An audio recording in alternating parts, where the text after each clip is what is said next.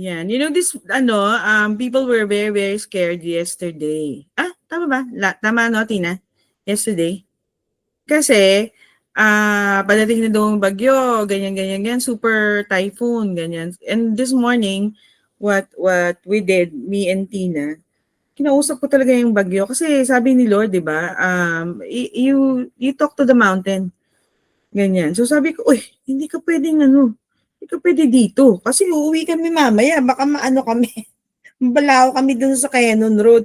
Actually, yung mga doktor kahapon, dumadali. Yung 4 p.m., alam mo kung anong oras sila nakarating dito sa Manila? 12 a.m. Para silang pumunta sa Australia.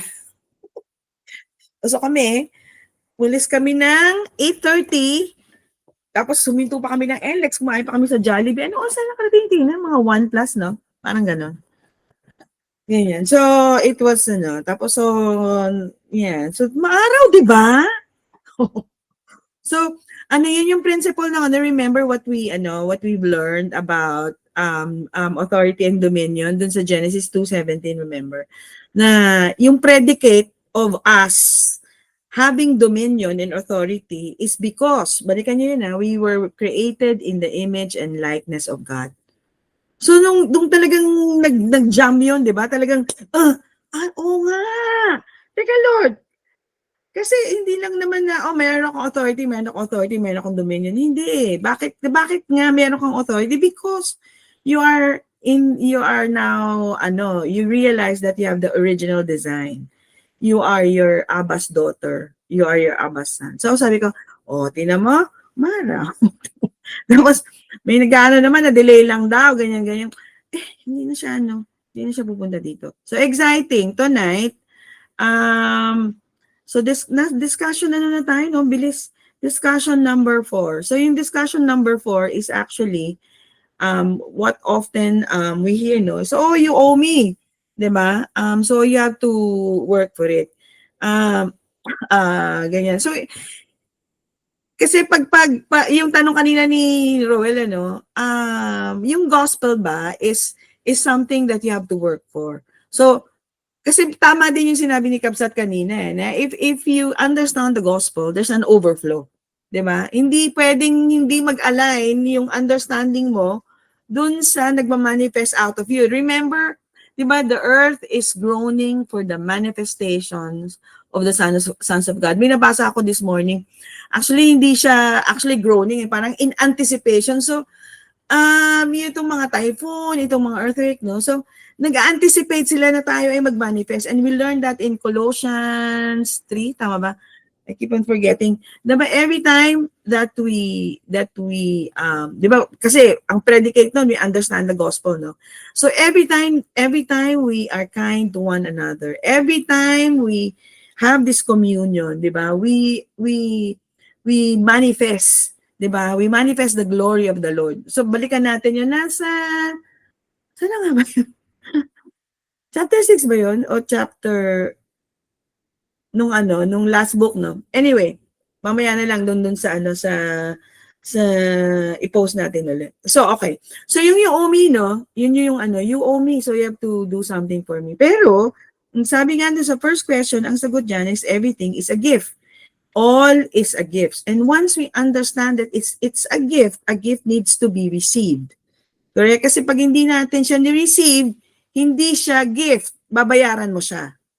Diba? So, hindi yung ginawa ni Lord para sa atin ay lahat ay libre. So, we have to receive it. And tonight, I think, dun sa book na isang page lang naman itong itong topic na to, minention niya yung Jollibee, Jubilee. Jubilee. So, mali nga yung spelling, no? Napansin ni Anda. Kasi kumain kami sa Jollibee kanina. Kaya siguro. Anyway, Father God, we thank you that for tonight, you're going to, in the multitude of words, Lord, that will be released, that will be streamed, Lord, you have a portion for each and every one of us. We pray, Lord, that, Lord, you will come to know you in a deeper way. Lord, that as we know that it's the Holy Spirit who will quicken our hearts to really understand the scriptures, tonight. In Jesus' name. Amen. So, sabi nga na, kinuha ko lang word for word. Jesus died for you. What will you do for Him? This is not the gospel. Okay? The message of quid pro quo will make you conscious of your debt to Christ. Kasi hindi na nga dapat tayo sin conscious eh. 'Di ba? Hindi na tayo debt conscious. But the good news of grace declares all is a gift. Kaya nga it's the gift of righteousness. It's the gift of grace. There is no more debt. So now you can free to choose. Kasi parang ano no, yun na yung gospel no. You are free to choose whatever. You are free to choose to be good or to do ministry or not. Okay pa rin yan. Kasi nga libre eh. 'Di ba? Until that time, right? Kasi nga sabi ni Lord, naintindihan ko yung meaning ng the Lord will give you the desires of your heart. Until such time that your heart is now aligned to the heart of the Lord. 'Di ba? Now you are going to be choosing freely to be in the image and likeness of your Abba. But hindi siya predicate na para ma-receive mo yung gift. Gusto ko lang maintindihan natin na even though hindi ka mag-testify, 'di ba? Yun ngang di ba? Yun ngang tag dito, the thief, 'di ba? Sabi ko ng Lord, please remember me in paradise. Sabi niya, today you will be with me in paradise. He did nothing, 'di ba? Because everything is a gift. But the earth, 'di ba? The people in the earth needs us to preach the good news. 'Di ba? So pag naintindihan na natin na yung gift, ipapasa mo yung gift eh. 'Di ba? So hindi siya actually exchange gift. 'Di ba? It's a gift that is being given and given and given. Pag naintindihan na natin, you can't help but to share it, 'di ba? Yun. Okay. So there's no debt. Kasi pag naintindihan mo na yung parang pag-share hindi na siya chore. Yung pagbibigay doon sa kapatid mo na nangailangan, hindi na siya masakit or 'di ba yung Bible study is not a chore but it is because you want to know more, 'di ba? Because it's freely given, so it's talagang liberty. So God holds nothing against you. Okay. Kasi pag hindi natin alam, ito is very, very important. Truth alone will not set you free. Tama, di ba? Di ba? The truth will set you free, but actually it's kulang. Truth alone will not set you free. It's the knowledge of the truth that sets us free in order to enter into rest and receive the gift. Kasi pag hindi natin alam yung truth, then we will be robbed, di ba? Hindi natin siya ma-appreciate. At ultimately, hindi siya magmamanifest, will not enter into rest. As it is written in Hosea 4:6, it says, why yung root ng unbelief is because of lack of knowledge. My people are destroyed. Diba? You just receive na, ito na pala yung lot ko. Siguro pinapalo ako ni Lord. No! My people are destroyed because of lack of knowledge. Destroyed in Hebrew is dama. So, i-review na. Meaning to be ruined, to be seized, to be cut off. The root of this word means to be dumb or to be silent. So parang parang yung tinanggap mo na, but hindi. Di ba? When you're undergoing or you're traversing through something, no? Nag-journey ka into difficulty or whatever, no? Actually, ako may dinadaanan, alam to ni Tina, may dinaanan akong matinding, matinding curveball eh. Pero, sabi ko, Lord, hindi, anak mo ako eh. So, ayoko nang mag-overthink kung yung gagawin ko next as a result of what happened. Because he will order the steps of the righteous man.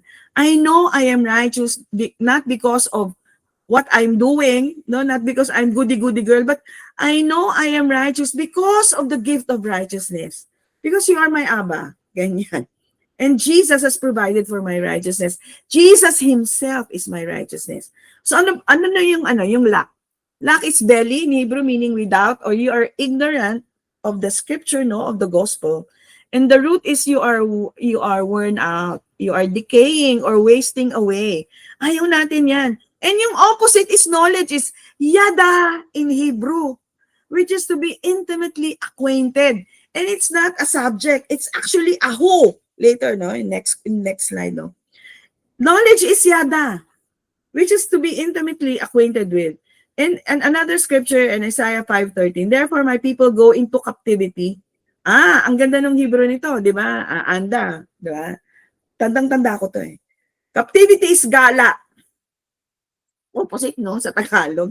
Meaning to be denude in disgraceful sense, to depart, meaning denude means to be stripped off of its covering, possessions or assets, or to make bare. So ang grabe pala ng ano no ng result or ng outcome if we lack knowledge. Faith doesn't come because we are lacking knowledge. And we know that faith comes by hearing and hearing the word of Christ. Pag tinignan mo yung original Greek niya, no? Hindi inumit kasi yung ano eh, hindi siya word of God, no? But actually word of Christos, word of Christ. Kasi I am the way, the truth, and the life. Who is the truth? It's the Lord Jesus. Okay, related to this, sabi nga ni Lord, diba? In John 17:3, and this is the definition of eternal life. Eternal life is Zoe Ionos. So what is eternal life? I used to believe that eternal life is when I die, then I get to heaven, that's eternal life. But no, eternal life is yada. Eternal life means, and Jesus, our Lord Jesus, is the one defining, no? What is eternal life? That they might know you, the only true God, and Jesus Christ, whom you have sent. So all the answer to all our problems, all the answer to all whatever issues in life, no, can be solved. Now, yung gift that is already given, it will be, you will receive it and you will enter into rest, and then manifestations will come. If, right? If we come to know, yada. Actually, ang Greek nito is ginosko, the only true God and Jesus Christ whom you have sent. Hallelujah. So hindi yung ano, no? Because sabi nga natin, ano, eternal life. Eternal life. Zoe Ionos is for here. Kasi heaven, di ba? There's health in heaven. There is abundance in heaven. And the Lord said, pray like this, di ba? As it is in heaven, bring it down on earth, di ba? As it, our Father who art in heaven, holy be your name. Your kingdom come. Your will be done on earth as it is in heaven. So the will of the Lord for you and I here in this earth is to be heaven walking on earth. Correct? So what does it mean? That we are zozo. Zozo is salvation, which means healing, diba? Redemption, restoration. So ito yan. So ngayon, alam na natin, no? Praise the Lord. So tingnan natin yung interlinear. So ito yung sinasabi ko sa Bible Lab, no? So it is not for the afterlife. Eternal life is not in the afterlife. Eternal life is now. This now is. Kaya sinabi ni Lord na, I am. I am is a blank check. Blank check. Blank check. Blank check. So, who do you need him to be for you now? Then it is now. Hindi siya for the by and by. Hindi siya, the gospel is not the best is yet to come. No. The gospel is the declaration that it is now. Hallelujah. Sabi niyan, this is in the original Greek, no? Eternal life that they may know you. So the Lord wants us to know him, because himself is our healing. Himself is our provision. Himself, he just wants us to see, because Jehovah Jireh, ang ibig sabihin niyan, when you look at Jireh, no, it is Ra'ah. He wants you to see that provision is already given. Hallelujah. And he has already sent, diba, whom you have sent, the gift himself, Jesus Christ. So, man-made religion is a product of man's natural eyes, for the natural man can only see that the time of God's help is the best is yet to come. Not yet. But in God's eternal time, as we saw in John 17:3, it is for now, in an acceptable time, in another scripture, I have heard you. And in the day of salvation, I have helped you. Behold, now is the accepted time. Kaya nga sabi ni Lord, I am hindi I was. You know, in the Hebrew mind, no, as we learned in the past, when you look at the preface of the Young's Literal Translation, in the Hebrew mind, there's no future tense. It's only past tense, which is applicable to your present. So wala siyang actually kasi mga translations natin na that you may, kasi pag pag nagbibigay tayo ng greeting, that you may be blessed. No. Actually may error dun eh. You are blessed now. You are whole now. So ito yun na this now is. So the declaration of the Lord, the way the Lord sees you is you are whole now. Hindi tomorrow. Now, even though you see symptoms, even though you see lack, even though you see mga curveballs na ganyan, the Lord is saying now, ngayon. In fact, in Isaiah 33 verse 24, it says, and this is a very, very important word for all of us. No resident of Zion will say, I am sick. The people who dwell there will be forgiven their iniquity. Will be forgiven their iniquity. Yun yung predicate niya. Because you are forgiven, you are not sick. In the Berean Study Bible, this is talking about restored Jerusalem. And who is Jerusalem? Di ba, naaral natin, Jerusalem is actually the dwelling place of God. And who is the dwelling place of God? Paul says, you are the temple of the Holy Spirit. So it talks about you and I. It's not about a building. We are the dwelling place of God, Father, Son, and Holy Spirit. Again, Isaiah 33 verse 24. And no resident of Zion will say, I am sick. The people who dwell there will be forgiven their iniquity. It says, no one will say, I am sick. So you're not supposed to say, di ba? So, but Ate Jo, I feel the symptom. But scripture says you're not supposed to say it. Di ba? You're not supposed to say it. What are you supposed to say? I am whole. Receive the gift of wholeness. Why are we not to say we're sick? Because. Why? Because you are forgiven. You are forgiven. Past, present, and future. Iniquity in Hebrew is abon, meaning iniquity, guilt, and sin. In Isaiah 53 verse 5. Actually, palagi natin binabanggit lang yung by His stripes we are healed. But the predicate of you saying by His stripes you are healed, every time you partake of the communion, it's because He was pierced for our transgressions. He was crushed for our iniquities. Remember, He was mangled.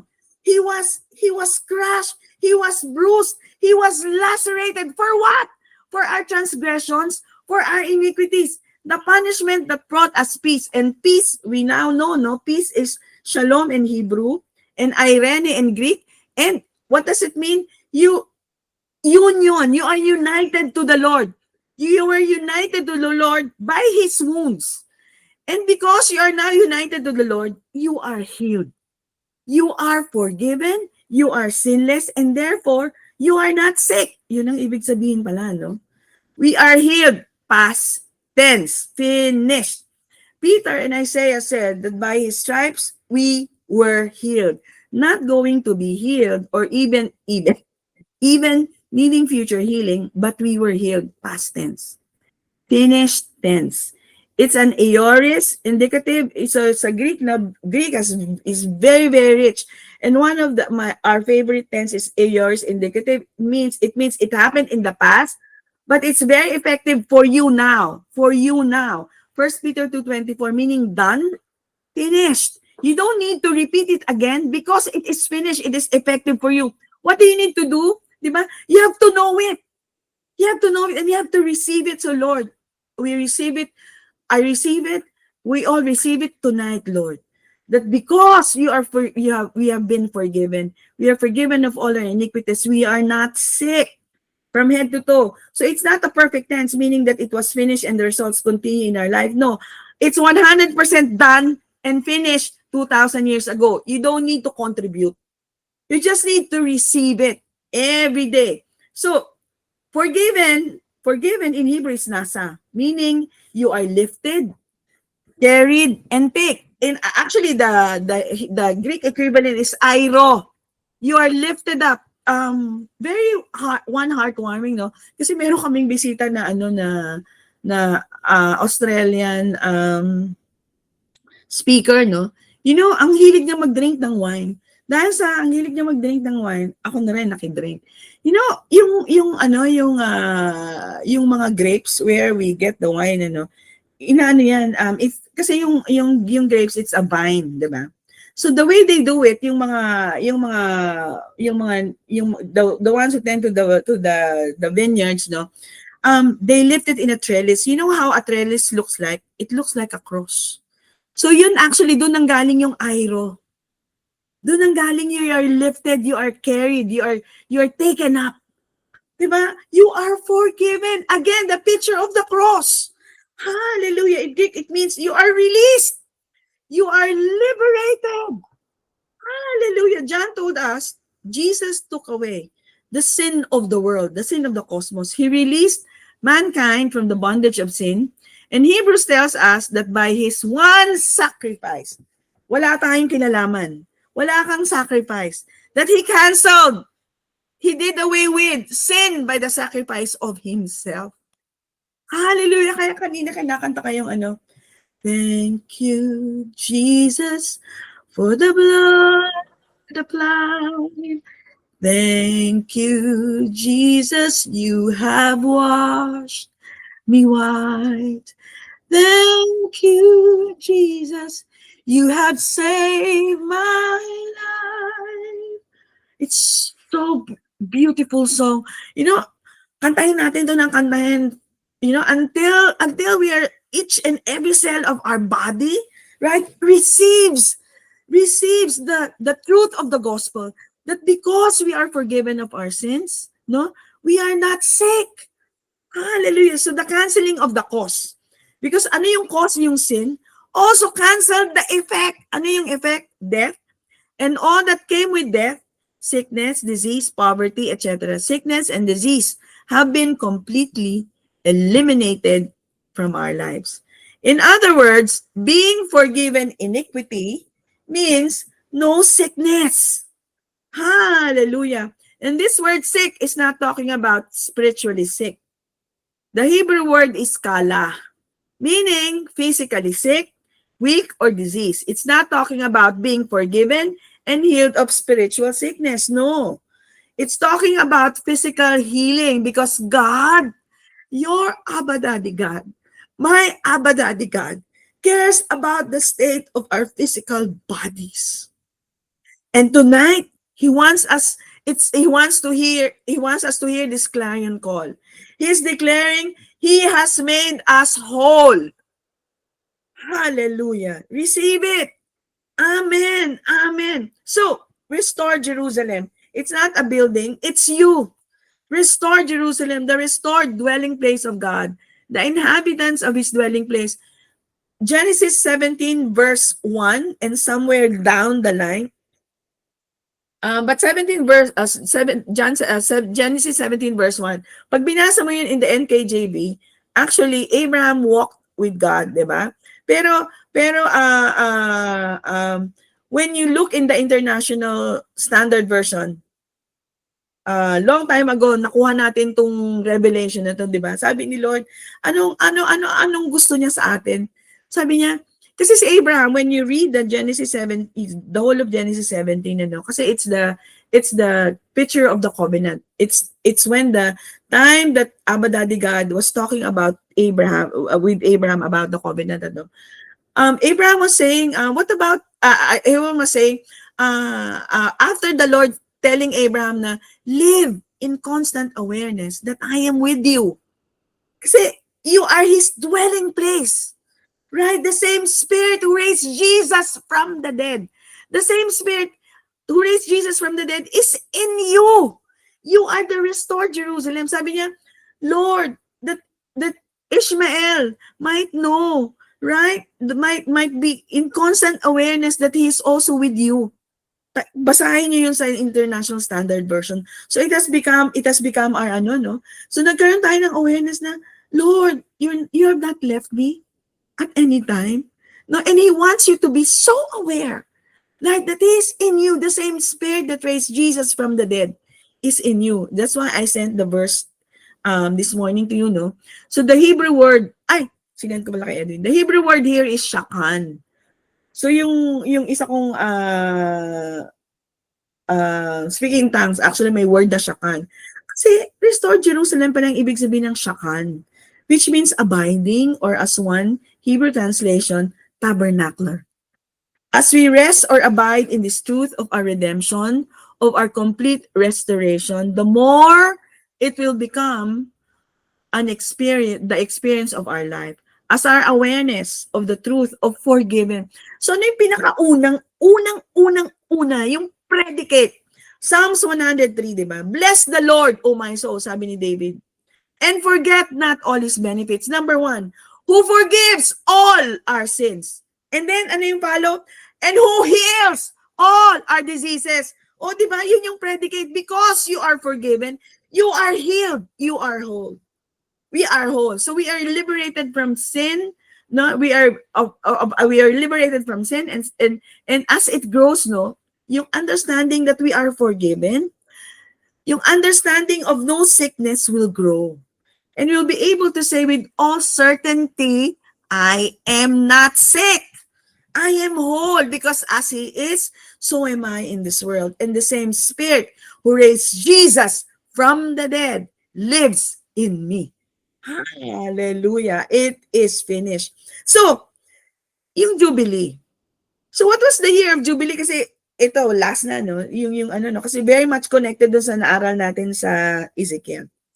So, what was the year of Jubilee in the Old Testament? So, ang ibig lang sabihin nito, quickly, no? All land returned to its original owner so that the ancestral land stayed in the hands of the families. It had to do with the person becoming destitute and forced to sell ancestral lands outside the family. This ensured that it was only temporary. Kasi nga, pag year of Jubilee, it will be returned.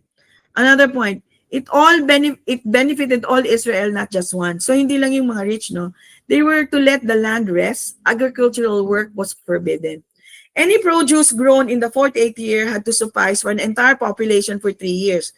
The 48, 49, or 49 Sabbath and 50th Yovel. Yovel pala Hebrew ng Jubilee, no? You were to trust God to provide for your needs. If you accidentally planted it during the Sabbath year, you had to uproot it. Being married to a farmer, sabi nga nung nag-explain, I can see what significant financial loss that would be to the farmer. They would lose a lot of money if they had to uproot the planting, not only the future harvest profit, but also the investment of planting. All plants which grew wild were prohibited from being eaten wild so that no one would secretly grow plants and claim that they had grown wild. Any produce that accidentally grew on it was for the use of the poor and animals only. The release of the enslaved people. So, yun yung essence ng Jubilee, no? So, lahat ng lands na parang na isanla, maibabalik. Anyway, so, when is the next year of Jubilee, do you know? That's actually a Christian question. Because the Jews today don't even observe Jubilee. Did you know that? It hasn't been observed for 2,000 years. Oh? Why? Because Leviticus specifically says it was for all inhabitants.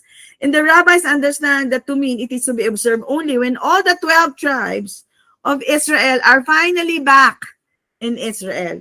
It is estimated that the last time it was observed was 150 years before the destruction of the first temple. And with the destruction of the second temple and the disbandment of the Sanhedrin, wala nang high priest, no? Yung kasi ang high priest na talaga natin si Lord. Again, it was only meant to be observed by the Old Testament Jews and only in Israel. So anong significance natin yan? Today, it is neither designated nor observed. Because it is a picture. Remember, the Old Testament is a picture book. It is a picture, it is a shadow of what is coming in the new covenant. It is a picture of our Lord Jesus' sacrifice. So, but God was doing a new thing. In Isaiah 49:13, behold, I will do something new. Now it will spring forth. Will you not be aware of it? So the Lord is saying it again, no? What is eternal life? That they might know you. I will even make a roadway in the wilderness. So are you in the wilderness? There's a roadway. Rivers in the desert. That day Jubilee actually became a person. It became a person. Your Jubilee, right? Which speaks of redemption, which speaks of restoration, is a person. It's the person of Jesus Christ. It's not just a year in time. It's the person of Jesus Christ. And He has fulfilled everything, right? He has given Himself up. He was bruised for our iniquity. He was lacerated. He was mangled. the chastisement of our peace was upon him. And by his stripes, we are healed. By his stripes.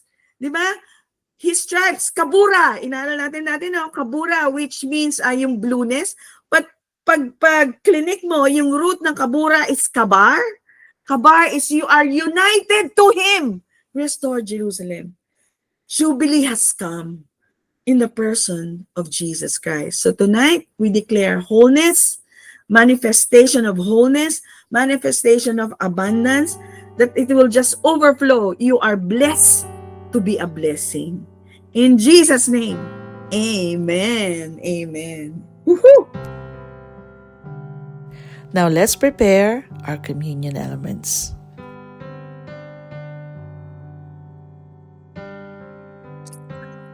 Okay, so let's have our communion elements. Let's hold the bread in our hand. Abba, we thank you for the bread that was broken tonight. And thank you for loving us so much and for always reminding us Amen. that we are loved, that we are forgiven. Tonight, as we hold this bread in our hand, we remember the sacrifice of our Lord Jesus Christ. Lord Jesus, thank you for dying our death at the cross.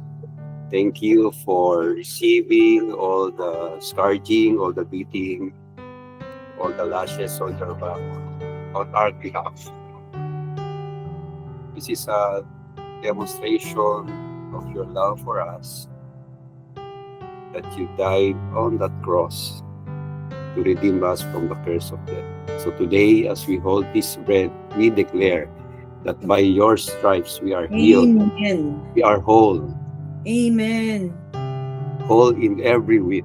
By your stripes, through your grace, we have a healthy body. We have a strong body. We have the mind of Christ. Amen. Amen. We declare tonight that sickness have no dominion over us, because we have your resurrection life indwelling us, quickening our mortal body. Amen. By your stripes, we declare that all cells, bones, and organs in our body are restored into full health. We can enjoy an extravagant life Amen. because you are with us. And thank you, Jesus, because you are our life, our health, and wholeness. As we partake, we thank you, Lord, and we declare that as you are in your health, so are we in this world. Amen. We are not sick. In Jesus' Amen. name, partake. Amen. Amen. Let's hold the cup in our hand. Lord Jesus, thank you for your precious blood that was shed on the cross. Your precious blood has washed us from every sin, past, present, and future. Your precious blood has freed us from any sins, from any infirmities, from any problems. So tonight, as we drink, we celebrate our salvation, our holiness, and our union with you. Thank you because you are with us, the way, the truth, and the life. So we can declare that we are victorious, we are free, we are protected. We declare that we are greatly blessed, deeply loved, highly favored, completely protected from any evil, from any storm, from any typhoon. Not only us, Amen. your beloveds, but we declare this, that your precious blood will protect the whole Philippines. Amen. Thank you, Jesus, for loving us so much.